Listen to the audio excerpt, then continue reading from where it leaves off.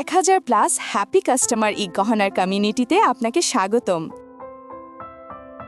আপনি কি এমন জুয়েলারি খুঁজছেন যেটা শুধু সুন্দরই না, বরং আপনার টাকার সম্পূর্ণ মূল্য দেয়?